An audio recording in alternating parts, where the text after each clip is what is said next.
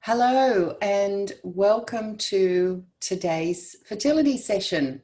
Thanks for joining me. My name's Carolyn Ladowski, for those of you that don't know me. And we're going to be talking today about unexplained infertility. And I think it's a topic that we certainly we need to address, because at the end of the day, the medical fraternity don't really have any solutions for it. And we need to be really good at identifying that there is actually something that you can do about this. So I'm going to share my screen, and feel free to interact with me during the presentation in the chat box. And we will be doing a quick Q&A session at the end. So the title of today is Why Have I Been Diagnosed with Unexplained Infertility? So let me just tell you a little bit about me and how I got into this and how long I've been doing this. And excuse me, I've got a bit of a scratchy throat. Let's hope it's not coronavirus. I don't think it is, but you never know. But I am self-isolating. Anyway, it's just I went to a wedding last weekend and everyone had a cold, which was a bit silly. And we were in freezing conditions in Melbourne. Excuse me. Okay, so about 10 years ago, I started to, I was really interested in bloods. And what I mean by that is I take a lot of credence to looking at people's blood work and trying to understand just why and what the body is trying to tell us. And I used to always do red cell folate. And what I noticed is that a lot of people had a high red cell folate level in their bloods. And I couldn't really understand why that might be. So I called the labs and said, look, why am I seeing patients with high red cell folate? And they said, oh, well, that's a really good sign, because it means that they're eating a lot of leafy green vegetables. And I knew that that was not the case with these patients. And so I started to get online and do research as to why we were seeing these results. And it took me months and months and months before I came across some information about the MTHFR gene. And so that's really, it then became so, I was so fixated on it, because it helped me understand that, particularly in fertility, my fertility patients and my anxiety and depression patients, when I saw the folate levels start to come back into range, they actually felt much better and their hormones improved and they started to feel better. And then we played around with the type of folate and the dose of folate, and they started to fall pregnant and have successful pregnancies. And so for the last 10 years, I've been working with fertility patients because so many women are having multiple miscarriages. There's 70 million people worldwide that are having problems with infertility, and nearly 80 to 90% of all couples that see me, and it's closer to 90%, even if they have been given a diagnosis of unexplained infertility, multiple miscarriage, failed IVF, we will still manage to get them to fall pregnant naturally. And I think that's the big clue. So if you're sitting here today and you've been diagnosed with unexplained infertility, then, and please share what the doctors have actually said in the chat box, because I'd like to see, oh gosh, sorry, I'm trying to get up my panel, but I'm clicking on the wrong things. I'll just get into the chat box, so I've got it up. But just put into the chat box why you're here and what sort of issues you've seen, or the doctors are telling you that there's a problem, because I'd like to actually talk about your individual issues if we've got time. But what we're going to look at is what are the key reasons for unexplained infertility and what the MTHFR gene might actually have. What is the impact of MTHFR? Because as you all know, folate is the most important nutrient for successful pregnancy and successful DNA. And so because the MTHFR gene controls our folate levels, this is really critical for us. So we're going to also talk about the optimal levels of folate and the forms of folate that we should be using and what steps that you can take to fix the problem. And I really do believe you can fix it. So unexplained infertility, what is it? Well, according to the World Health Organization, it's a disease of the reproductive system. Notice they've classified it as a disease, defined by the failure to achieve a clinical pregnancy after 12 months or more of regular unprotected sexual intercourse. So that's the official definition. Infertility, they also go on to say, infertility is the inability of a sexually active, non-contracepting couple to achieve pregnancy in 1 year. The male partner can be evaluated for infertility or subfertility using a variety of clinical interventions and also from a laboratory evaluation of semen. So essentially, after all the tests and after all the obviously there's sperm analysis and egg analysis and everything else, looking at your tubes, they call it unexplained infertility if they actually don't have any reason why you can't fall pregnant. They just don't know. And I think this is what's really important, is that there is a reason. There's always a reason. And miscarriages, you know, a lot of people, I notice a few of you have had miscarriages, and that's super significant because anyone that has had a miscarriage, you can pretty well guarantee they have a problem with MTHFR. And given that 65% of the population have some sort of MTHFR polymorphism, which in brackets means mutation, there's every chance that 2 out of 3 of us sitting there have MTHFR. That is affecting your ability to fall pregnant. So this is critically important.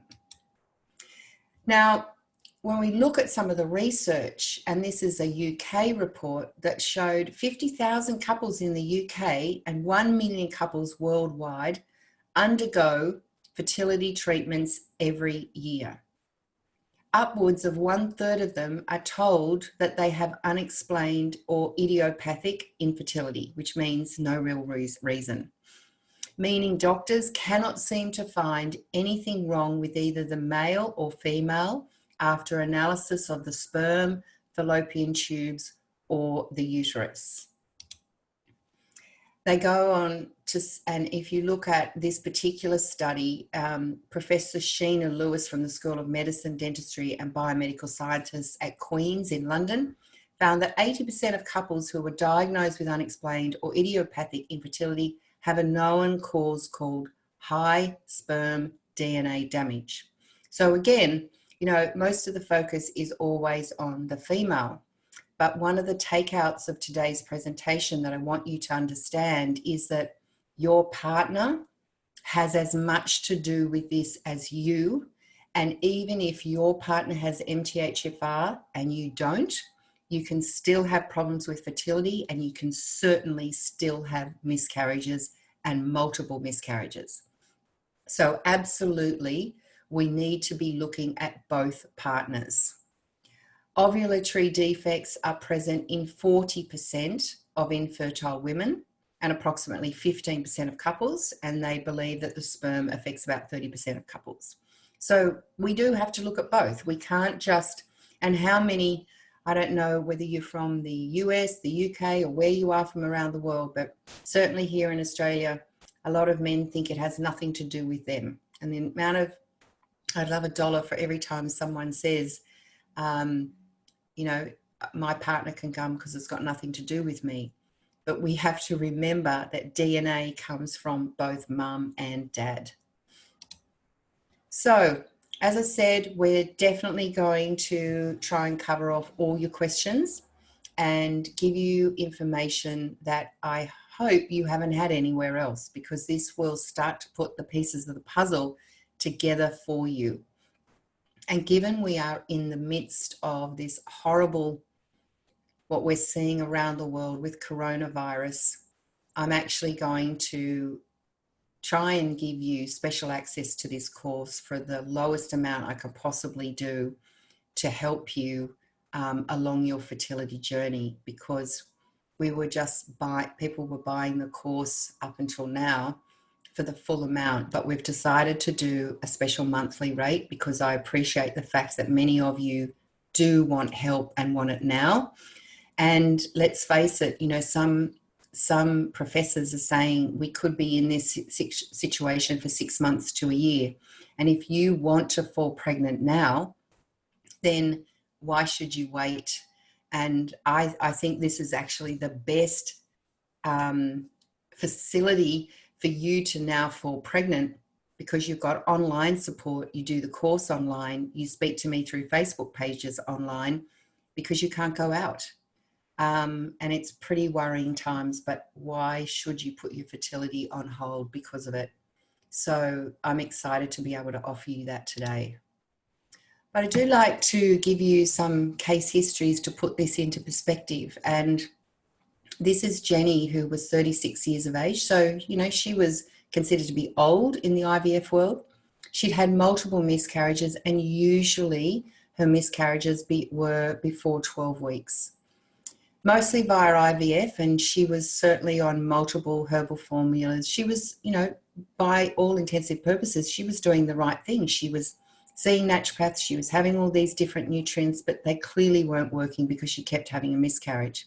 And she was actually falling pregnant okay, but she just wasn't keeping her babies. Her husband was also on multiple formulas, and when she started with us, I actually took them both off pretty well everything that they were on, and I pushed to the front of the table a couple of supplements that I thought she should start on. And they both looked at me as if to say, is that it? And I said, yes, that's it. But the difference was I put her on 10 times the amount of folate that she'd been on. She was homozygous MTHFR. And so by the end of this presentation, you are all going to understand and know exactly what that means to you. So she fell pregnant quite quickly, but the only issue was she used her old eggs that her IVF specialist told her to use. And the IVF specialist said to go off all the formulas that I'd given her. And one was her autoimmune mix, because she did have autoimmune disease. And what I do is I make up a formula to prevent the body basically getting rid of the baby. So the big mistake was, as far as I was concerned, is she used old eggs. We went to all this trouble, all this effort to use good eggs that had the great folate levels that she'd been taking. But what happened? She miscarried again. And she felt better. She was less stressed. So she wasn't that worried about it. So I said to her, in one way, I'm actually glad. So she went into, as I said, she went into IVF, but she used the old eggs. I was actually very relieved, because one thing we do know is the better your folate levels and the better your, what we call your methylation capacity going into pregnancy, the better the baby's health will be for its life and also its baby's life. And that's pretty amazing to think that in preconception, you can actually have that effect. So that's why I don't believe anyone should use old eggs, because you're not doing yourself or your baby's baby any benefit at all. So we started again, no old eggs, advised her to start egg collection straight away and go into egg collection, in 4 months. And under no circumstances was she to stop her immune formula. and she was literally booked in to go to IVF the following week. And she rang me and she said, guess what? I'm pregnant. And I said, I didn't realize you went into IVF. She said, I didn't. I've fallen pregnant naturally. So she currently has a little boy, that's Jack there. She now has a little daughter. So she's gone on to have a second baby, no IVF, just the same nutrients as before. So she's 40, early 40s now. And we're now prepping her for baby number 3. Now, she had multiple miscarriages. She was told that she would not fall pregnant without IVF. And not only did she fall pregnant naturally, but she's had 2, and now she's on a 3rd, and she's feeling the best that she has ever felt in her life, because that increase of folate that she has taken has almost changed her whole personality. She's more confident, she's less anxious, she's actually feeling really good in herself, which is great to see. So she said to me, we would like to say a very special thank you for all your guidance and support in helping us create a beautiful, healthy baby. Beyond that, you have helped us every day through improved well-being, and I had a dream pregnancy. We call the methylfolate our happy tablets. We admire your scientific approach that's specific to individuals and your passion for sharing and challenging the status quo.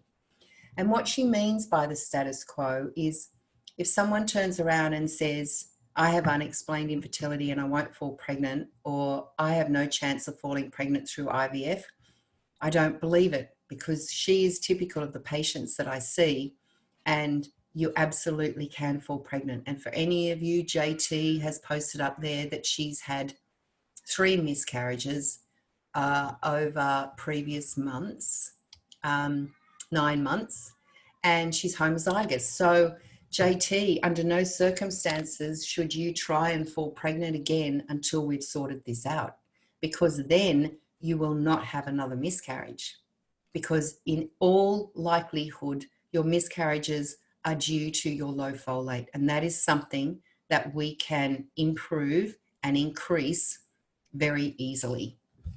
So, and that was what the same problem with her is, that she was homozygous MTHFR. So some of the issues and unexplained infertility can certainly fall into any of these. You know, it might be a hormonal imbalance. Your cycle might not be particularly good. It might not be a regular cycle. You might have low progesterone. You might have PCOS or endometriosis. You might have no ovulation. You might have low cervical fluid, or you might not have the best endometrium, or not enough follicles, or multiple miscarriages. And I would probably think that all of you fit into some of these categories. So why? What causes it? Well, there are a lot of different things, but I am absolutely convinced that your genes are your susceptibility. And when we look particularly at your ability to get rid of toxic estrogens, for example, many patients have what we call a combination of CYP1B1 and COMT genes. And these genes help you clear toxic estrogen from the body. Now, if you are not clearing that toxic estrogen, you are what we call estrogen dominant, and that is then going to affect your good level of estrogen that you need to fall pregnant. You might have a lack of folate, because that's absolutely essential for DNA synthesis. 100%. And you saw that slide that said they believe that, you know, DNA damage is a huge factor in unexplained infertility.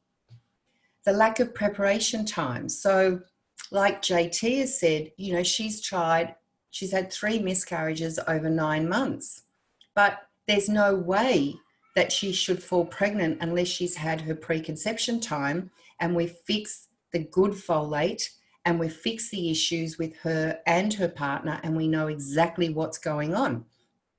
Because that is really important, because it limits any problems in that early pregnancy. Lack of proper nutrition. So again, we come back to folate. And my personal point of view, and I don't know that a lot of people agree with me, but my personal point of view is, and you'll see why, we have fortification of folic acid in our foods, right? So by law, all commercial bread flour has to be fortified with folic acid. And if you look in any of your packets in the supermarket, you will see folate. Now that is supplemental folic acid. But folic acid for you guys that are having trouble with fertility is not the right form of folate for you to use. So I believe that the more folic acid you have in the system, the less your good folate is going to be there. And I think that has a significant part to play on your ability to fall pregnant and stay pregnant. A buildup of toxins. So we know people with MTHFR actually do have a problem with detoxification. So we have to speed in that preconception stage. What we're endeavoring to do is improve detoxification, improve the cellular metabolism of all your cells so that you've got this great environment in which to go into fertility. And many people have thyroid issues as well. And even if you have Hashimoto's or any autoimmune, we've got to prepare your body to stop basically getting rid of the baby because it sees the pregnancy as a foreign body. So any autoimmune is important, and any thyroid issues we need to have under control. So we talked about folate and how important it is, but you would all know that it's linked with neural tube defects, and that's the main reason that they actually put folic acid in the foods, because they wanted to stop neural tube defects. Has it done that? Absolutely it has. However, it was initially intended for populations that could not afford supplementation. And so they weren't taking prenatal folate.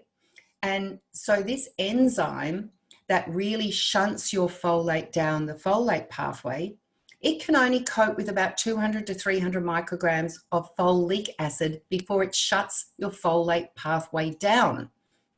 So if you are eating foods with folic acid and you're taking a prenatal with folic acid, and let's face it, every person does, then you are potentially shutting down your folate pathway. So what's that going to do? It's affecting your fertility. We also know from research that sperm quality and DNA issues, and we just saw on that chart, 30% of all cases are due to sperm issues. So if your partner has MTHFR and has low folate, he is going to have DNA issues, and he has to be under the same protocol that you do. A lack of folate and essentially a high homocysteine is associated with thrombophilia, which is a clotting disorder. Folate is also linked to autism, ADD, ADHD in children.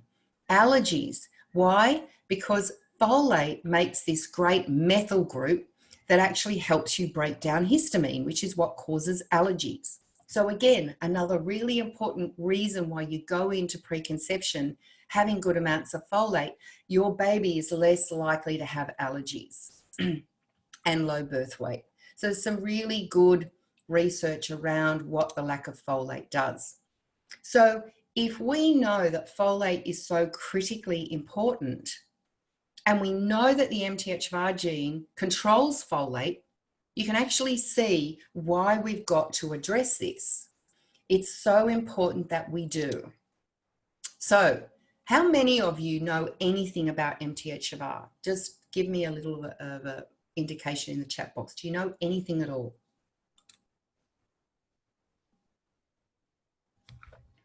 Have you heard of it? Have you tested for it?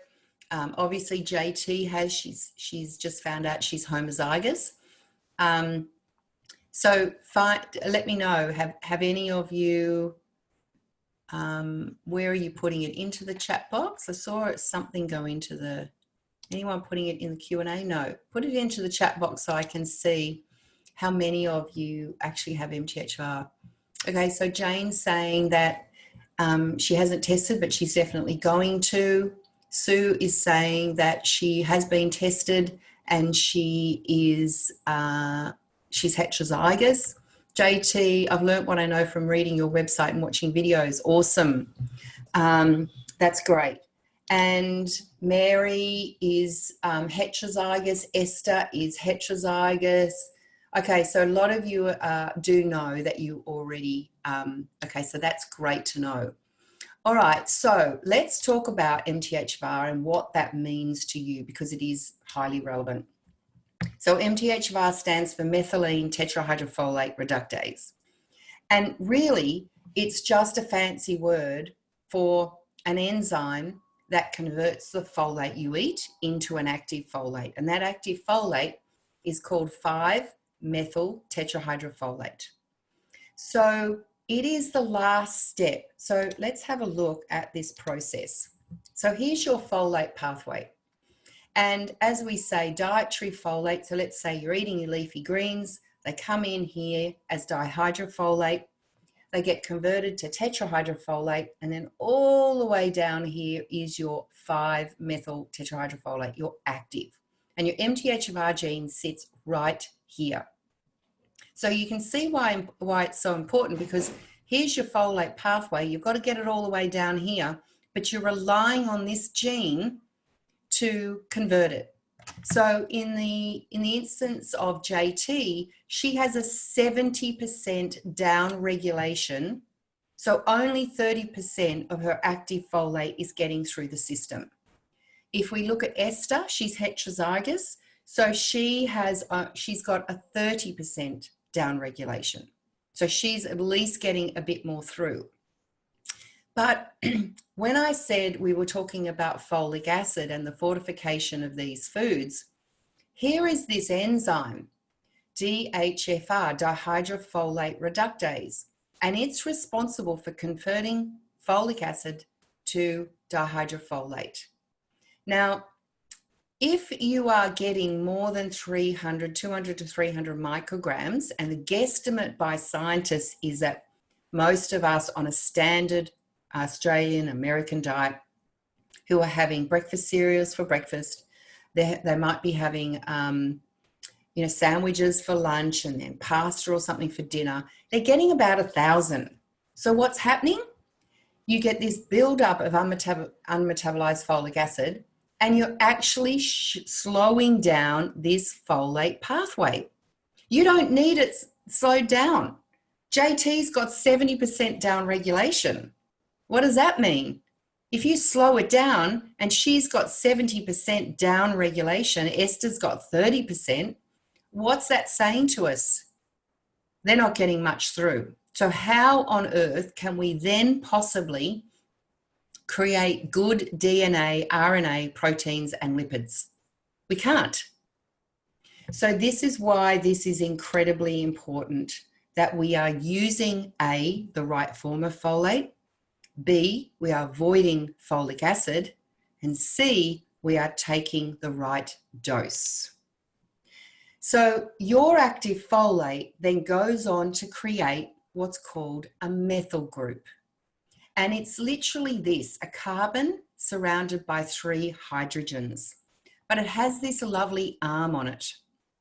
And this arm attaches to your proteins and your amino acids and your enzymes and your DNA, and it actually activates it. It makes it work. Now, in the case of cancer inhibiting genes, it turns them on. Cancer promoting genes turns them off. But for you to have good detoxification, good hormones, good brain chemicals, good fat metabolism, good creatine production for muscles, you have to have these methyls. But the body has such high demand for methyls that if you get stressed, they go. So let's say you're really stressed at work. Let's say JT, she's working 60 hours a week. She's go, go, go all the time. She's under a lot of stress. She's using her methyls, but she's 70% behind the person next to her. So the more stress she gets, the more she uses them, the less she can create, the less ability she has to catch up, the less she has for fertility. It's as simple as that. We use methyls all day, every day, but for you with MTHFR polymorphisms, you can't catch up. So we have to let you catch up by giving you what you need to get there. And that's the exciting thing.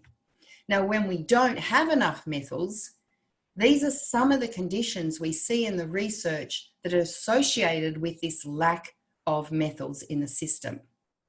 And your genetics are your susceptibility. So for those of you with the unexplained infertility, it could just because you're not ovulating properly. It could be because you don't have proper hormones. It could be because you have no proper cycle. But why? Because you don't have enough folate to support your cycle in the first place. So this doesn't just affect fertility. It definitely affects anxiety and mood and all sorts of mood disorders, autoimmune disease. It's critically important for us to be able to survive by having enough methyls. And here's a really important chart I want you to focus on, because this is what I was talking about before. So let's say Esther said she's heterozygous. So here's Esther. She's sitting here, and here's her partner. Now, Esther said she's heterozygous, but let's say her partner is not has no MTHFR polymorphism. There is a 25% chance that Esther's baby is going to be homozygous for MTHFR. Oh, sorry. Let's say Esther's partner has one copy. So you both have one copy, right? So Esther's just checked herself. She hasn't checked her partner. She actually doesn't know that her partner has MTHFR, but we're saying he has, and he's got one copy just like her, but she doesn't know that. So there's a 1 in 4 chance that her baby is going to have a homozygous. Now, let's say we leave Esther as her heterozygous, but we change her partner to being homozygous like JT. Well, all of a sudden you jump and the baby's chances of being homozygous are 50%. So every second attempt, you will get a homozygous MTHFR. What does that mean? These babies that are homozygous are more likely to be miscarriage babies if you have low folate. So that's why you must know if your partner has it or not, because we have to then treat them the same way we would you, or more so if they are homozygous. So I hope that makes sense. So if we look female fertility, so when we combine MTHFR gene, and those, you've probably done a lot of reading about the C677T variant, is more likely to give you high homocysteine. And so homocysteine is very important to get in balance before you fall pregnant if it is elevated, because essentially it's a message to us that your methylation cycle is not working properly. So if you have this combination of an MTHFR genetic variant and a high homocysteine, you're more likely to have lower ovarian reserves, a diminished response to follicular stimulation, a reduced chance of a live birth after IVF, and egg death. So it's important that we can actually improve those. And, you know, it's really funny. I work very closely with an IVF specialist, and every time she sees someone who's homozygous MTHFR, she refers them to me. And the funny thing is, very rarely, if ever, do they go back, because they actually fall pregnant naturally. So I'm amazed that she still refers them to me, because it's a lack of business for her. But she's actually, you know, she's great. She's really good. And in the chance, you know, in male fertility, if you've got a high homocysteine and the MTHFR variant, then you're going to have lower sperm counts, higher DNA fragmentation, which means bad quality damaged DNA. And you saw in that chart in the beginning that is this one particular study says 80% of unexplained infertility, they thought, was due to DNA fragmentation rates being high. So bad quality DNA, and reduced motility of sperm, so they can't swim, they can't get to the egg, and greater infertility. And as we've said, MTHFR C677T is associated with neural tube defects, autism, ADD, ADHD. So let's have a look at the research and what that actually tells us. So this study, which was done in 2015, looked at the association between maternal, mum, fetal, baby, and dad's MTHFR C677T and A1298C and the risk of miscarriage. And they said that they believe that the results indicate that maternal and paternal C677T and A1298C polymorphisms are associated with recurrent pregnancy loss, particularly the A1298C in the baby. So that's a big thing, because if you talk to most doctors and specialists, they will categorically say to you, A1298C does not matter. And it absolutely does matter. This study looked at cleft lip and cleft palate, and it said here children carrying the C677T, so that's the homozygous one that we just saw in that chart before, may have an increased risk of cleft lip and cleft palate. But it went away when mum used the right amount of folate. And it was interesting, I was speaking to a doctor not long ago who looks after a lot of the hospitals, and she travels around the countryside. And she said more and more of the midwives are saying that they are seeing more and more women having babies with cleft lip, cleft palate. And I do think we've got the dual problem of, one, we've got 65% of the population that have potentially MTHFR2. We've got a lot more stress, so they're using a lot more methyls. And three, we've got the fortification with folic acid, which is actually affecting our good folate. This one looked at folic acid supplementation and MTHFR in relation to IVF outcome.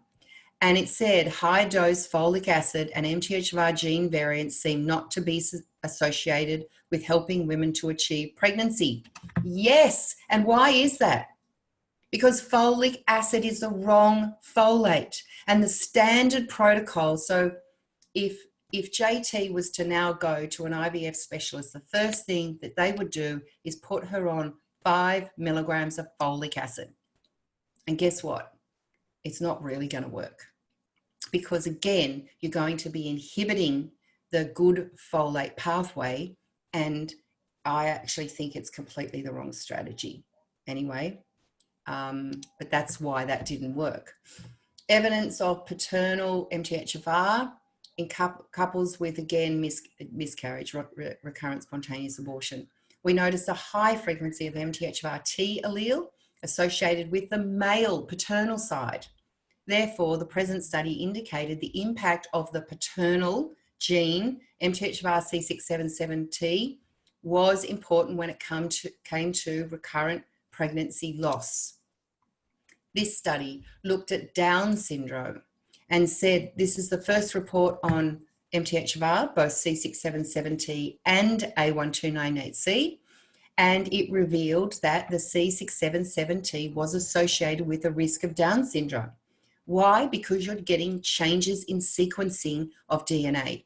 And you get that because you don't have good methylation of your DNA. This one looked at ovarian follicular activity, and interestingly said that with the A1298C is associated with higher FSH levels and may be a determinant of response to ovarian stimulation. So we're seeing that MTHFR is related to varying aspects of infertility. This is again what I was saying before, high dose folic acid. So in this particular study, they gave the males high dose folic acid supplementation, which was the 5 milligrams. And they noticed, it says, contrary to expectations, high dose folic acid supplementation resulted in a global loss of methylation across the sperm epigenome. So that means that they are not getting methylation of DNA, so they've got higher problems or greater problems with DNA damage and the quality of the DNA. And therefore, they went on to say that they think that this could possibly be transferred to the offspring in the way of ADD, ADHD, and mental problems. So we definitely need to be looking at both. Here's another patient of mine, and I think this is a really good one for any of you that are thinking, have been into IVF. So she was well into her 30s, desperate for another child. She'd actually had a child 10 years previously. No, not 10 years, 3 years previously, but she had tried for 10 years to fall pregnant. So she went to her IVF clinic. They did all the assessment and said, look, I'm sorry, you have a less than 2% chance falling pregnant with IVF. So we found out she had MTHFR. We worked on a methylation. She actually started to feel better. And for me, that's the best indication that things are actually working. And so she booked in for IVF, but she was told it probably wouldn't work. So the interesting thing, and she was due to go overseas back to the UK. And she said, I'm going to go into IVF before I go. And I said, no, don't do that, because, moving is a very stressful event. You don't want to go into IVF, then go through a big move, then have to physically move. Wait until you're settled over there, do it over there, and then get organised. So she rang me about 4 months after arriving in the US and said, guess what? I'm pregnant. And I said to her, wow, I didn't realise you went into IVF. She said, no, I didn't. I actually fell pregnant naturally. So she was told that she had little or no chance, less than 3% chance of falling pregnant with IVF. And yet, into her 40s, she fell pregnant, no IVF, and had no complications during pregnancy. Another one of my patients, Anna, came to see me. She didn't actually know she had the MTHFR, but she had thyroid issues. So we really worked hard to fix the thyroid issues, which we did. She was absolutely fantastic. She was so compliant. She did everything I asked her. And she was getting married, and she said, look, I want to do my preconception now because I want to allow a 6-month preconception time. And I then want to try and fall pregnant as quickly as possible. So she got married. We did the preconception, and she said, guess what? Fell pregnant first go. And I said, well, what do you mean by first go? She said, well, my husband's in the military, and we only had a month before he went away after we got married. And she said, I literally fell pregnant in that first month because he then went away. So it just goes to show that if you prepare well, your chances of falling pregnant and staying pregnant are really important. So the action steps I want you to consider is we need to definitely know if your partner has the MTHFR gene.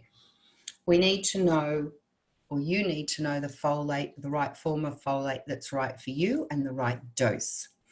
And we need to make sure that we optimize the right nutrients for you, because with MTHFR polymorphisms and those people who have unexplained infertility and multiple miscarriages, then you usually find that there are deficiencies in some of the key nutrients like vitamin B12, zinc, B6, choline, and definitely folate. So we want to get all these parameters right so that you can successfully fall pregnant and stay pregnant. And I'm sure many of you are falling pregnant okay, you're just not staying pregnant. And so there are many nutrients that we need to optimize to ensure that you do. But of course, having MTHFR polymorphisms and having low folate is the most critical. So the topics that I really would like you to understand, you take out from this is you need to know about the MTHFR gene. You need to know why you are miscarrying. You need to know why you need to get your partner tested. I also want you to be empowered to understand where your bloods are high and where they are low. So it's all very well for doctors and fertility experts to say, oh yeah, your bloods are fine. But at the end of the day, I don't believe the same reference ranges as them. So I'm looking at very shorter, finer reference ranges, and I am ensuring that you actually have the right amount. I want you to know what supplements you need to take, and I want you to know at what dose. I want you to know what you have to do with your diet, how you prepare your home. And that sounds funny, but people will have miscarriages because of very simple things that they are not doing in their home. I also want you to know how you can avoid endocrine disrupting hormones, because at the end of the day, we need your fertility to be great. And there are so many endocrine disrupting hormones in the environment that will be upsetting your natural hormones. We want to talk about exercise. We want to talk about potential fertility issues that need to be addressed. And when is the best time? How long should you wait before you try? When should you try? When you're ready? And that's the critical thing. So if you want to improve your chances of falling pregnant and remove this unexplained infertility badge, remove the cause for the multiple miscarriage, this is what I want you to do. We have a fertility course. And I think given that we are all in the situation that we are right now, with this terrible worldwide shutdown of everything, this is a perfect opportunity to work on this together online. And we have lots of people in our group that can give you support. I think also because of this social isolation, it's so important for us to be a community, to actually have this ability to talk to other people and share thoughts and get comfort and really dive into this, because it's not a nice time that we're in.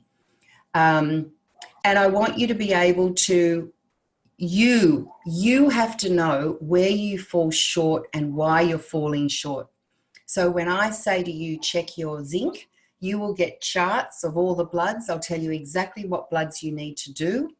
And then you can work out for yourself whether you are high or low and what you need to take. It is that easy. And then every month we have a session where you can ask questions relating to the course itself. So you obviously need to know what supplements to take, particularly the folate, and what is the right form and what is the right dose for you to achieve a successful pregnancy. Your diet, as I said, the toxins for the home, the endocrine assessment, exercise, how to assess your fertility, how to optimize your ovulation window, and obviously ongoing support. We have all the workbooks, all the handouts, all the calendars.